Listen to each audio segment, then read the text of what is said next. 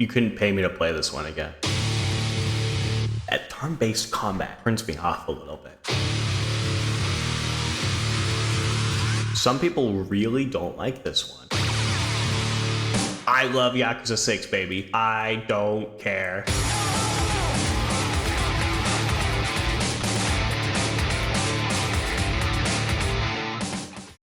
Starting right at the beginning, Yakuza Kiwami.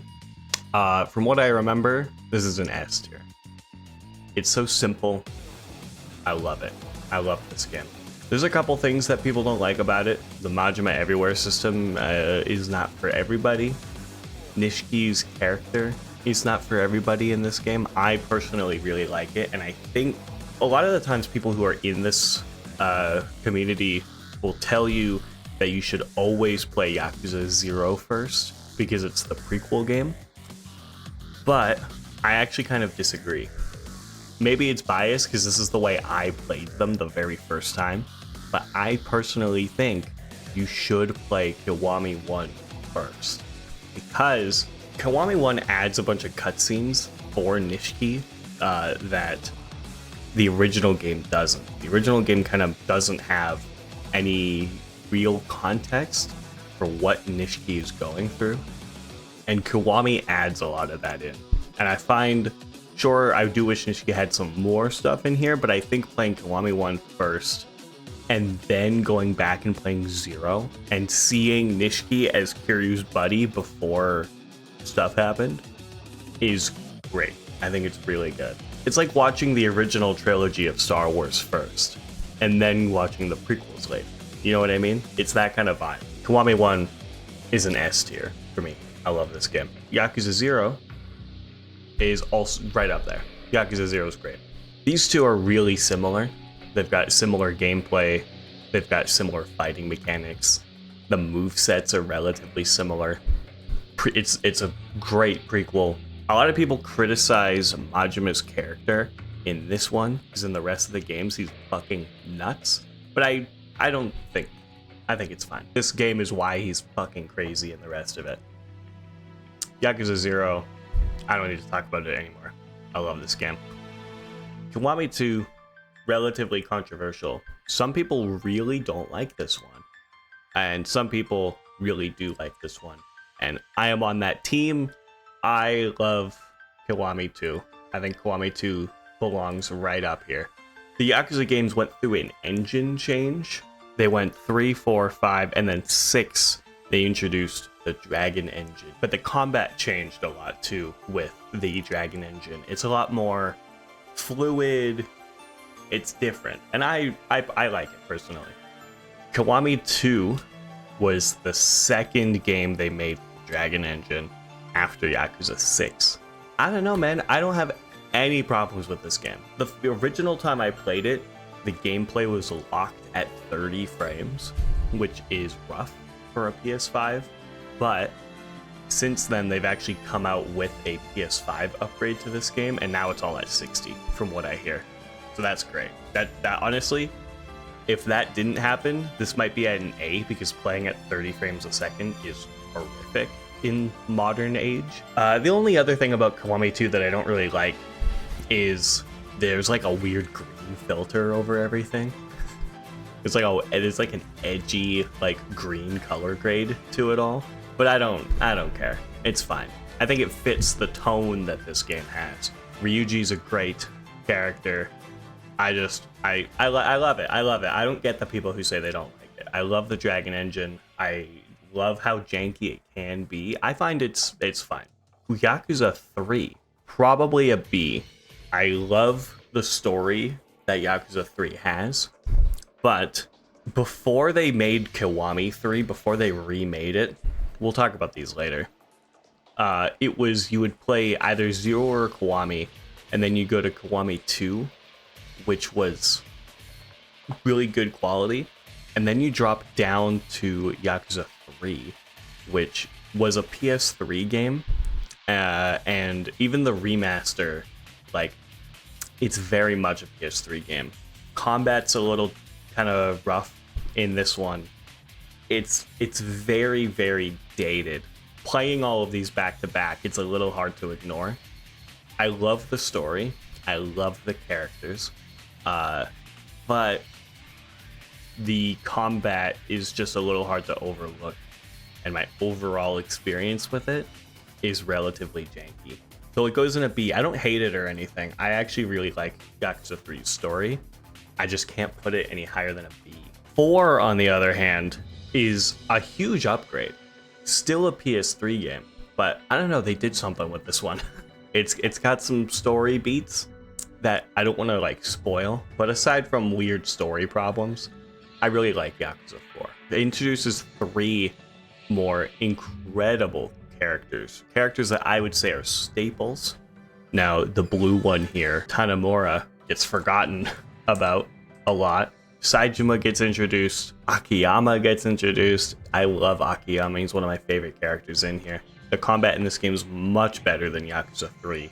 It doesn't look any better, to be honest, but I don't care about that. And the same goes for 5. 5 for me is also an S or an A tier. Yakuza 5 is a great improvement from Yakuza 4. Introduces another character, Shinada. I love him, and it lets you play as Haruka finally, which I love. Her whole thing is instead of fighting people, she has like a dance thing. And it's like a rhythm game. Anyone who's watched this channel for any period of time knows that I love rhythm games. So I actually found Haruka's segment very fun. The story on this one's good. I'd say better than 4's, but it doesn't quite get up to an S for me just because there's parts of it that are kind of tedious. You know, when you play as Saejima, the starting of his thing's kind of rough. It's like each of the 5 characters has this different cities that they are all taking place in. Saejima's part of the game takes place in like Hokkaido somewhere, and the city design, the city that he's in, is actually horrific. It's actually horrific. It's not that it looks bad, it's that the map layout and the invisible borders are horrific. There's parts of the game where you can cross the street, and then there's other parts of the game where it looks like you should be able to cross the street and you can't because there's actually invisible borders there. But I do still really like Yakuza 5. And now we get to Yakuza 6, the first game to switch to the Dragon Engine. This might be controversial to some people. I love Yakuza 6, baby. I don't care. I don't care what anybody says. I love Yakuza 6. There's something about this game that just makes my heart feel. You know what I mean? It's a shorter game. It's shorter than most of the other games. It can be a little janky at times. I don't care. I love this game. I love this game. We have Like a Dragon. Now, I'm always conflicted on Like a Dragon. It's good. Like a Dragon is very good. And where I put it almost entirely depends on my mood. There's parts of it I like and there's parts of it I don't. All these games up to Like a Dragon have been beat 'em up. Like a Dragon and Like a Dragon Infinite Wealth are turn-based combat, which I have never really been a fan of. I've never cared much for Pokemon. I've never cared much for Final Fantasy. It's just the turn-based isn't for me. I think I'd like these so much more if they weren't turn-based. You know what I mean? But regardless, I think it's still an S tier. I love this game still. The turn-based combat can be really tedious, especially at the beginning where you do no fucking damage and everybody has 1,000,000 health, it feels like. But the characters really take it for me. Ichiban, I love him. Psycho's great. Adachi's great. Namba, great. I love these characters. This game's got a lot of fun stuff to it. The story is pretty good. It's just that at turn-based combat turns me off a little bit. But I can get over it. I really love this game. Then we go The Man Who Erased His Name, which if I am going to actually play through all of these, I don't want to spoil anything, but this game is also great. I also very much like this game. It's another S tier game for me. This game's great. It's shorter, definitely, but it's not priced like a full price game. It's priced like a shorter game. And I really like it. This game's really good. It looks great. The games look good, you know? Like, the only games I'd say look kind of bad by today's standards are 3 and 4. Maybe 5, but even then, like, 5 looks pretty good. The Man Who Erased His Name looks great. I think it's the best looking game next to Lost Judgment. These two games have the best graphics in the entire series. Like, no joke. They're so good. They're so pretty. Next up, Like a Dragon Infinite Wealth is also an S tier for me. I really like that game. Now, I like it for different reasons, and I have different gripes with it, because I find that Ichiban's character gets kinda sidelined a little bit, because they keep bringing back the same guy, and I really wish they would give Ichiban another game just by himself, or like without the previous protagonist, just to really let him shine. But I still really like this game. The thing about it is, like, I think the story of Like a Dragon is better than Infinite Wealth, but the combat in Infinite Wealth is way better.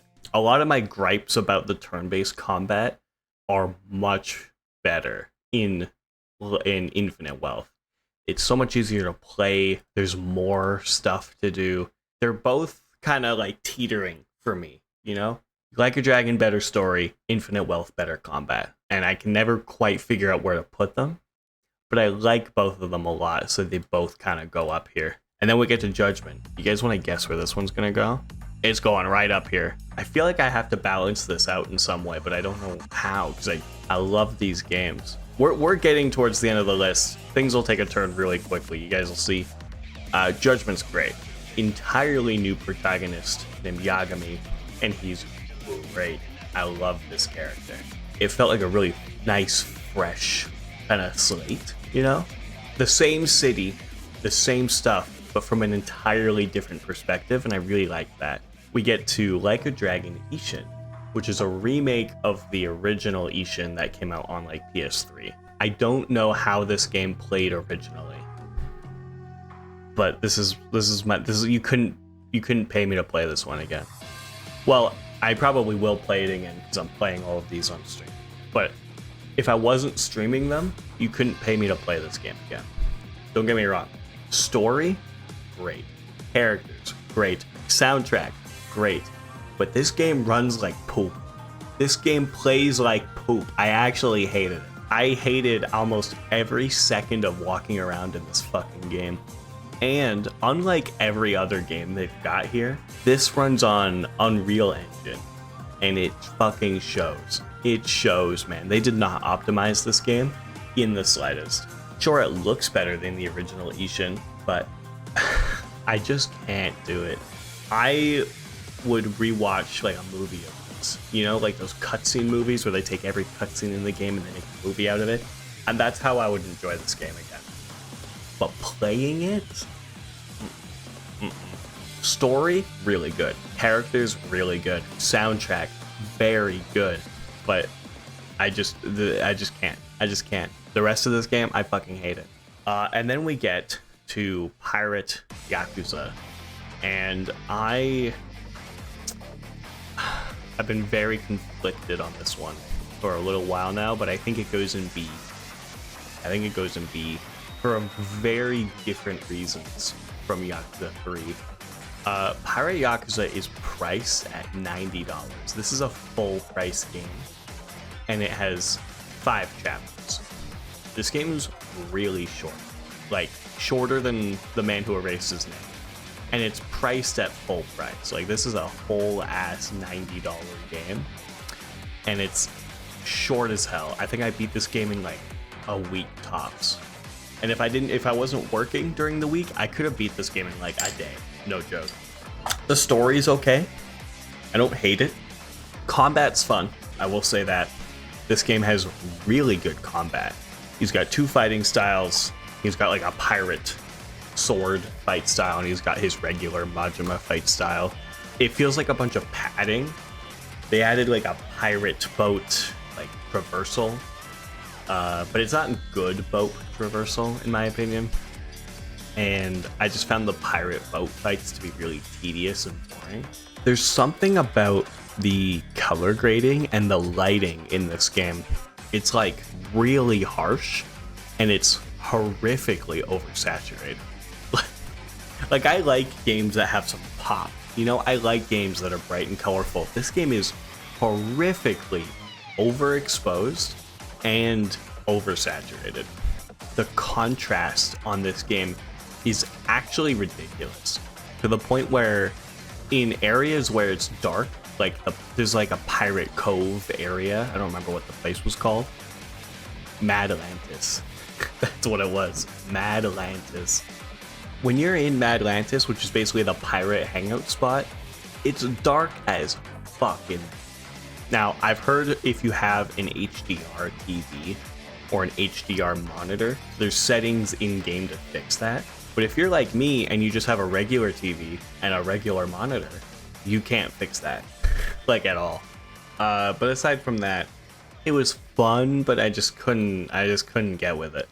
Now, we get to Lost Judgment, which is another S tier, baby. Lost Judgment is great. Lost Judgment might be the best game in the series. There's a lot of things in it, and there's a couple things I didn't like too much, but by and large, Lost Judgment might be one of the best games here. Lost Judgment is so good. It picks up where Judgment left off in a really nice way, and it perfectly brings up what happened in Like a Dragon and Infinite Wealth from a civilian's perspective. Yagami doesn't have a fucking clue what actually happened here, but he knows what the people know, which is something I actually won't say because I don't want to spoil it. Lost Judgment's great. If I had put an SS tier in here, this would be up there. Yakuza Kiwami 3 just came out like a month ago. And Dark Ties, which is it's like the tie-in side game, Kiwami 3 is a remake of Yakuza 3. How does it hold up? It is right about here.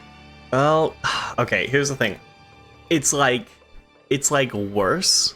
It's better in a lot of ways, but it's also worse in a lot of ways. I think it just also goes in B. I think it also goes in B, but it goes in B for different reason, and I'll tell you why. So one, yes, it's a PS5 game. It's modern gen. It looks better. It plays better. It's fluid. It's smooth. Sure. That's great. It is no surprise that the combat is much better in Kiwami 3. And it's no surprise that the game looks better than Yakuza 3. Like, of course it's going to. The story is, by and large, pretty much the exact same. There's a small handful of cutscenes throughout the game, some of which I actually really like. It's just got so much filler slop to it. So much filler, and I can't excuse it. They added a whole bunch of mini games at Morning Glory, which is the orphanage that KIBOU runs in this game. And I really like that concept, actually. I really like the mini games. But the problem is all of the mini games are stolen or reused assets from the pirate one or from Ishin, funny enough. There's a farming mini game, there's a sewing mini game, there's a cooking mini game, and there's a homework mini game. There's a fishing one, which actually they didn't touch the fishing mini game at all. It's pretty much exactly the same as the original, so that's great. And there's a bug catching mini game, which the mini games that Kiwami 3 adds to Morning Glory does help you build a bond with the children. But what they've done is they took the sub-stories that were mandatory and part of the main story in Kiwami 3 with the kids. All the kids had like little side stories that were part of the main story. The game made you go through those. Kiwami 3 took all of those and put them behind the bond with the kids system. So if you didn't max out everybody's bond level, you didn't get these side stories. And also they changed the side stories. So I thought that was kind of weird. And also, the original Yakuza 3 had 119 sub-stories, side quests, if I remember correctly. And they reduced that to like 30. They took 70% of all of the sub-stories out of this game. And like they replaced them with a bunch of bullshit, and it's just a bunch of weird side bullshit. I could go on about this forever. They also changed the ending of this game, and I'm not going to get into that because we'll get to this later. But something happens at the end of Kiwami 3, and in the remake it just doesn't happen, which means they changed the continuity. I thought it was ridiculous. And then last up, the Dark Ties tie-in game where you play as one of the villains, Mine. And this goes in C tier. It was fucking boring as hell. Boring, couldn't care less about it, to be honest. I really didn't like going through this. The man who erased his name had a system where the character you're playing as, Joru, met up with Akane, which was she was like a fixer, I guess, in Sotenbori. She had like a reputation to like do some stuff, help the homeless people, that kind of thing. And she had a system in that game where you would go up to her and it showed you the map, and you would accept quests and go do the quests, and you would raise the reputation, and it felt good in this game. Dark Ties has the exact same system, where you're playing as Mine and you're trying to raise Kanda's reputation, which is a ridiculous concept because Kanda is a terrible person. And another thing I actually like about Kiwami 3 is Kiwami 3 does really drill into you that Kanda, the character, is a terrible person. Like, he's actually a terrible person. The original Yakuza 3 does make a point that he's a bad person, but Kiwami 3 adds some stuff, and they really drill into you that Kanda is a bad person. Dark Ties also does a little bit of that, but then they also have this system where you're trying to raise his reputation, and it's just... I just found it really weird. Mine's fighting style is also, like, really boring. There's no depth to it. It's just spam. I really didn't care much for it. It had like this cool charge up mechanic kind of thing, but I just thought it was really fucking boring. I really didn't care for it. And the story of this is also very forgettable. And the ending of this DLC is fucking ridiculous. It's fucking ridiculous. I hated it. I actually hated it. This DLC, or this tie-in game, has the worst fucking one-liner in the entire fucking game. I can't even exaggerate that. This game ends with the worst line I've ever heard in this entire series. But it plays better than Ishin does. I'd rather play Dark Ties again than play Ishin again. And that's it. That's my Yakuza tier list. You know what? Hold on. I think I moved Infinite Wealth down to A tier because I was thinking about the story. And I was thinking about the impact. Infinite Wealth's combat is much better than the first Like a Dragon, but the story of the first Like a Dragon is a lot better. I felt like it hit me a lot more. It had a lot more impact, I think.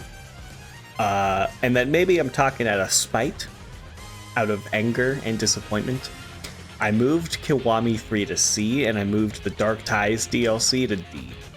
I'd still rather play Dark Ties than Ishin, but I think they're both down here. I just really didn't like either of these. And I think Kiwami 3 is just a soulless cash grab. Most of the game looks better than 3, the original. But there's parts of this game that just look like I can't look at this. This is Yakuza 3. This is the original. Graphical fidelity a little worse, of course. This is a PS3 game. But mainly look at the lighting. Look at the lighting. Look at the background. Look at the city, right? This is the original. This is Kiwami 3. What the fuck happened here, man? What happened? I don't get it. What happened with the window? Where's the city? Where are the buildings? Where are the clouds? There's no skybox. It's unfinished. It is unfinished. I just have no desire to replay it. I just got back from work. I've been thinking about the list. So I'm recording this addendum. I've adjusted the tier list. I've added an SS category. And I think that's going to help me balance this out a little bit more. I really do like all of these games that are in the upper category here in S. So Yakuza 0, definitely an SS. It's incredible. Incredible game. I don't even have to talk about it anymore. I'm debating putting Kiwami 1 up there as well, but I don't know. I like both of these games so much, but for different things, and I think I just have to give it to 0. The Man Who Erased His Name goes up here. I love this one. Looks great. Looks incredible. I talked about it at length earlier. I think it deserves to be up here. And then Lost Judgment, of course. I was glazing this game earlier. Incredible. Incredible. I think it's objectively the best one, regardless if it's my favorite or not. I think these 3 games, these are my double S. If I had to order these now, I would probably keep Kiwami in first place for S. I think it would then go Judgment, and then it would go Kiwami 2, and then it would go Like a Dragon, and then it would go Yakuza 6. I think that's the order. I'd have it from best to not even worse. Just these are all great. It's kind of just a switch around. I think Infinite Wealth is the best out of these, truly, and I think Yakuza 4 is the weakest of them. But again, these are all A tiers. These are the same. I like Yakuza 3 more than the Pirate one. Kiwami 3 is all by itself. I would rather play Dark Ties again than Ishin. And then I truly don't know how to order these guys. I really don't. These 3 are, I'd say, like equal. Like I can't decide. I feel like this is what I would do. Nah, yeah, I think that's where they go. But these are interchangeable. I would consider these one place. Like these 3 tie for first place. Don't take this top part too seriously. And I think that's where it all goes. I think that's where it all fits into place. And that's it. That's the end of this add-on. Thanks for watching. Subscribe, all that stuff. Bye.